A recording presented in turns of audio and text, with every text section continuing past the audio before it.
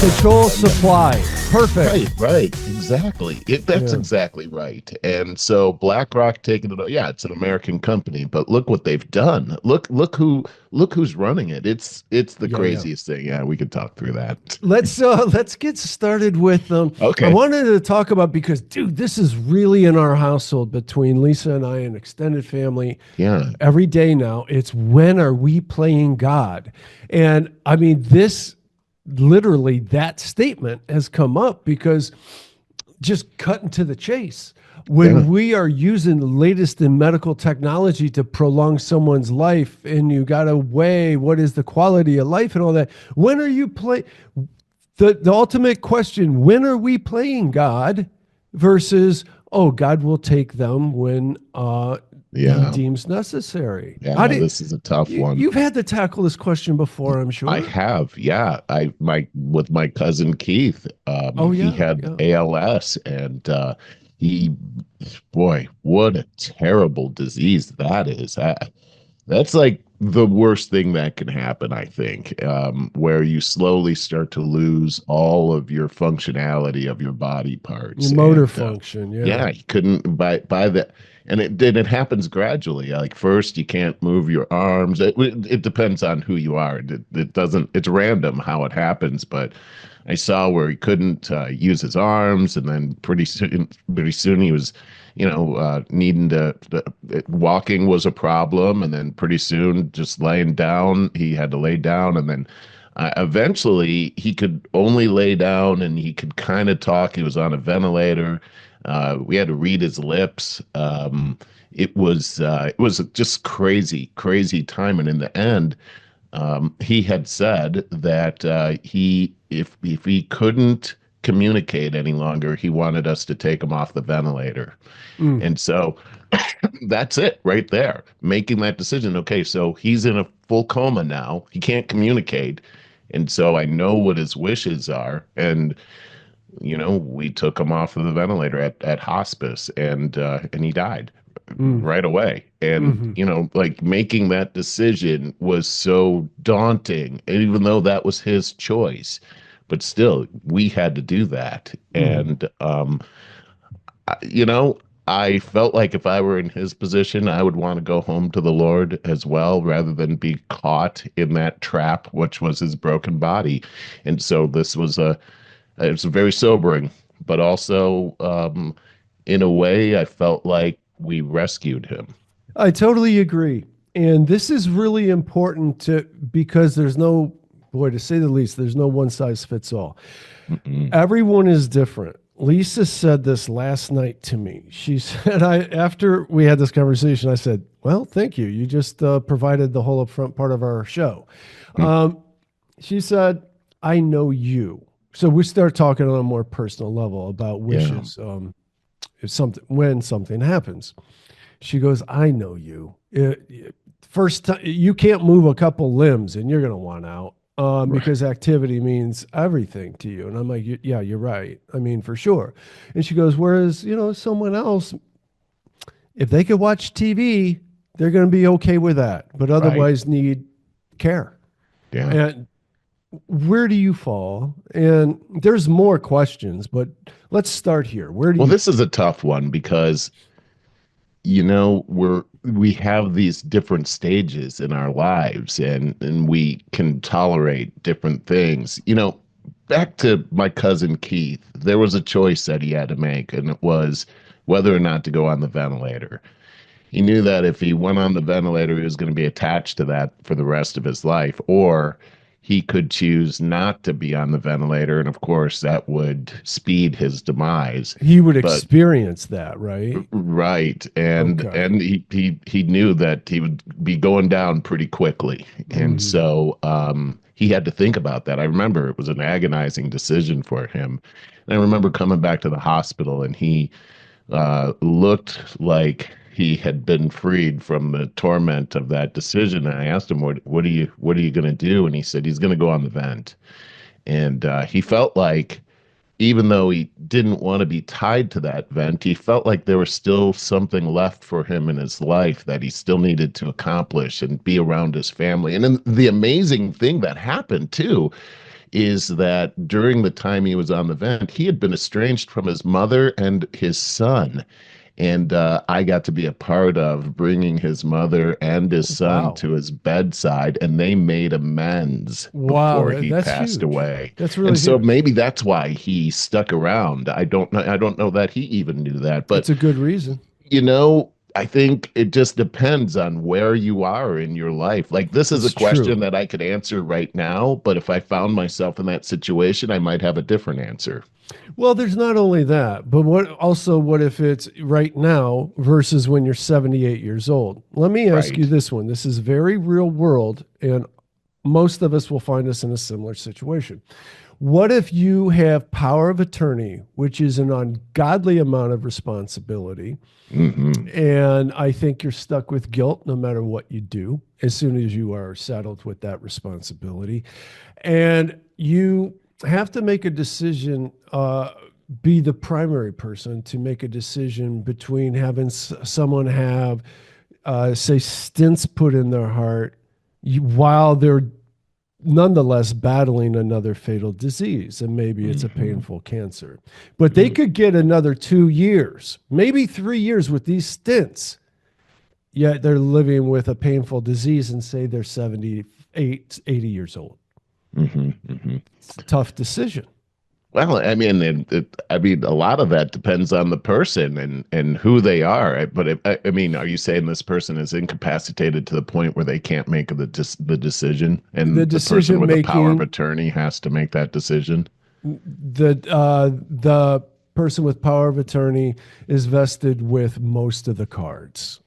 Yeah. Circumstances are, and I'm telling you, most of us will find ourselves in this similar circumstance in one way or another. You can trade out a disease or a person, an age, maybe, but you're going to end up being in a situation where somebody is nearing the end of life in old age, and you are going to have to make a decision whether you prolong that with medical procedures that we didn't have 50 years ago. Right. Right. This I is mean, back to what this I is mean about playing yeah. God. It's a very serious issue for us because there's, as I said, there's guilt involved no matter what you decide. And I think that, I mean, a lot of this has a lot to do with, your conversations with whoever this is, like, ahead of time. 20 years What, ago. like, Yeah. you have this conversation with Lisa, Mm-hmm. and she says, Mm-hmm. I know you.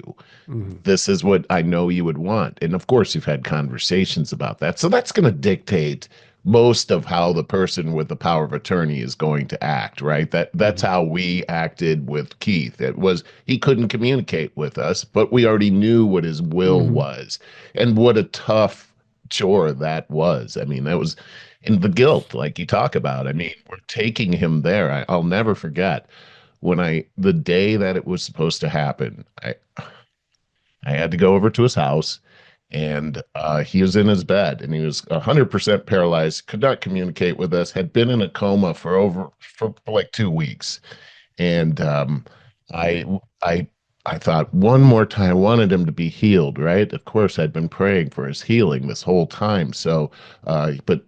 So we were all there, and I laid my hand one more time. Let's just pray for him to be healed. And I prayed, this amazing prayer came out of me. And when I opened my eyes, he opened his eyes. And I said, I mean, oh my God, Barry, I was so elated. And I just yelled out, Keith. But it was a coincidence.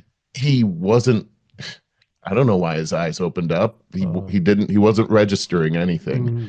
And then I realized that we were going to have to go through with this. And I had to leave the room. I Oh, went outside, and I just fell on the ground and just started to cry. And I started to pray.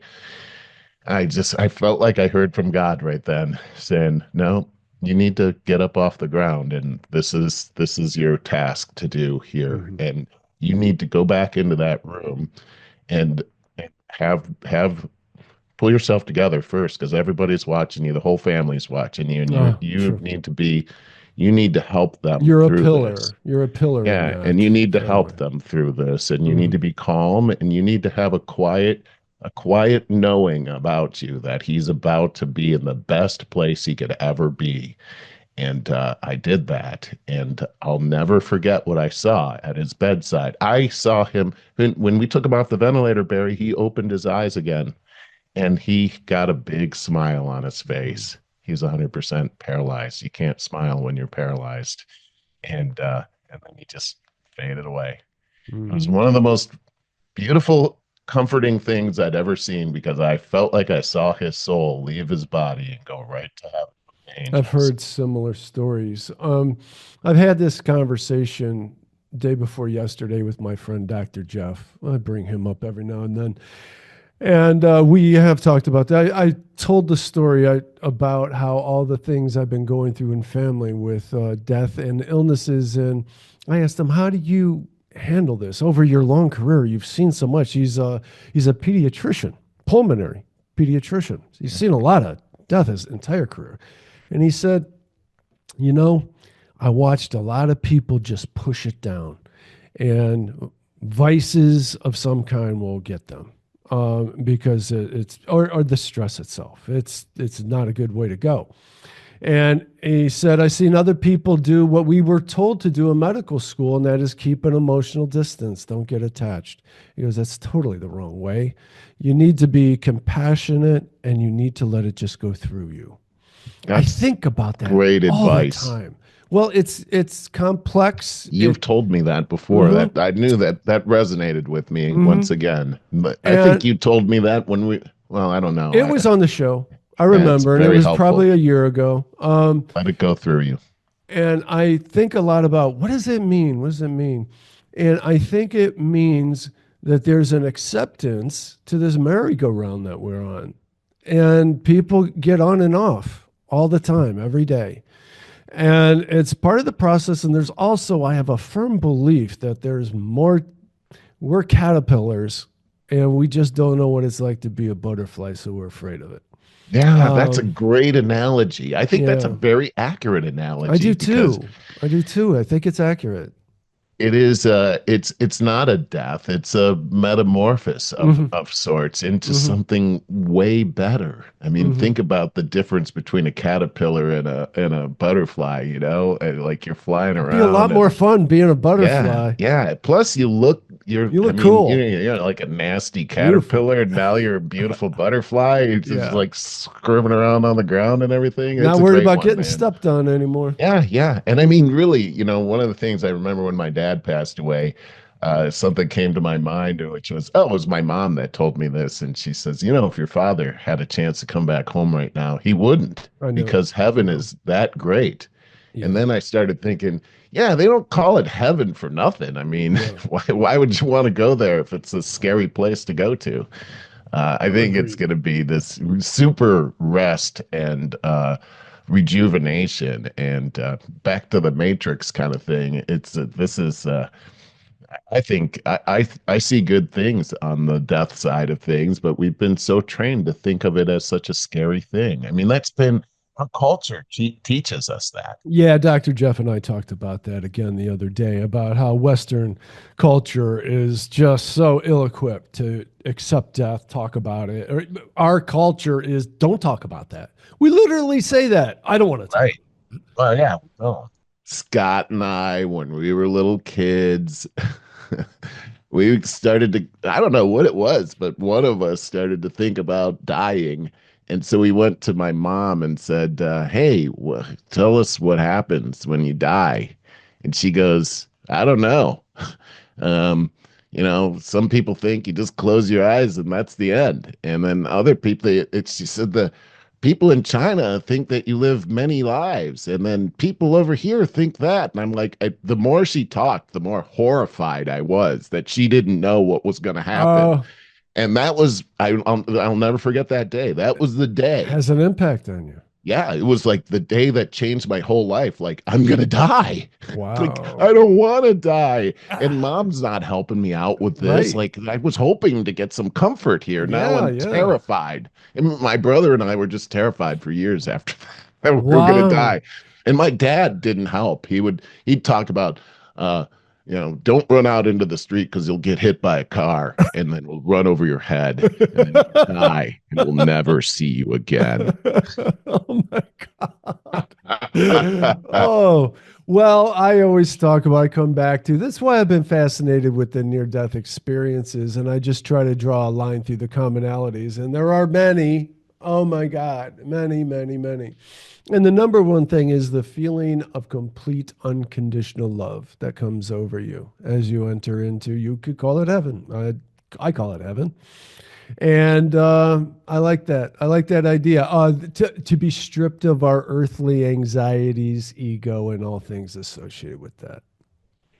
Yeah, the flesh, as it's referred to in the Bible, has these things that we hold on to, like fear and selfishness and all of these kind of things. I understand that we let go of that when we leave our body, when we escape this tent. And I think that's these near-death experiences that we hear where people come back to life and they say that they never felt better. Yeah, yeah. You know what I mean? Yeah, like they didn't want to come back. Never felt better. Right? They were told to Like I come said about back. my It wasn't dad, their right. time yet, and they didn't want to. Right. They were bummed out. Like, Yeah, can you for sure. imagine? Like, you finally make it to the other side, and you're like, "Oh my God, I feel great." This is when you start getting pulled back into your painful body. Well, No, you're obsessed with this video game, and you finally made it to the level nobody ever made it to, and all these bells and whistles come off, and then it tells you, no, you did something wrong. You got to start the beginning. right, It'd be like that. Or it's like having a dream where it's just like, this is the best dream ever, and then you start waking up, and you're like, no. And Right. Yeah. I've heard of people in Christian circles that, somebody died and then somebody went and laid hands on them. They came back to life and they were mad Oh yeah. because they'd Wow. seen the other side. And then Yeah. suddenly they're back in their painful body. And so it's just kind of crazy to think about. Again, we think about it in such horrible ways in our culture. Last week we talked about little Nora passing away. Yeah. Right. But I can't help but think about this big ticker tape party that's probably still going on in heaven for that little hero of a girl. And, it's kind of, I mean, if you start to change your way of thinking about this, it actually it's very helpful. That is very helpful because to get back to the premise of this, it's when are we playing God? How much medical intervention do you want to let happen when it's on you? The other person is not able to make that decision on their own. I really want to get back to that because it's a tough place to be. It is. And I just wonder, with our obsession with the latest medical technology, to live in pain. Here's the thing. All animals, insects, whatever, every living being has one. If you don't even have another thought going through your head, like an ant or whatever, they have a couple things that they know. But there's one, the first one that you're programmed with is to preserve your life. Every living thing does. And so at what point can we, as thinking, cognitively able creatures, can we say, that's just my instinct overtaking really what's rational? Like, why would I want to prolong this life if I believe I'm going to go on to something so much better? Yeah. I mean, I totally agree. And I don't personally, I don't want to live like Keith, trapped in a body that doesn't function. What you're right, Barry. Why would I want to linger like that? Yeah. But this is the thing is, if you have that power of attorney, it's not about you, it's about the other person and what their wishes are. And maybe they don't wish that. Maybe they wish to be prolonged in any way. And you're going to have to go along with that. That would be hard, especially if you believed differently. Well, you also have to ask them how much their life insurance policy is worth. I'm just kidding. That was a really bad joke. I was like, What?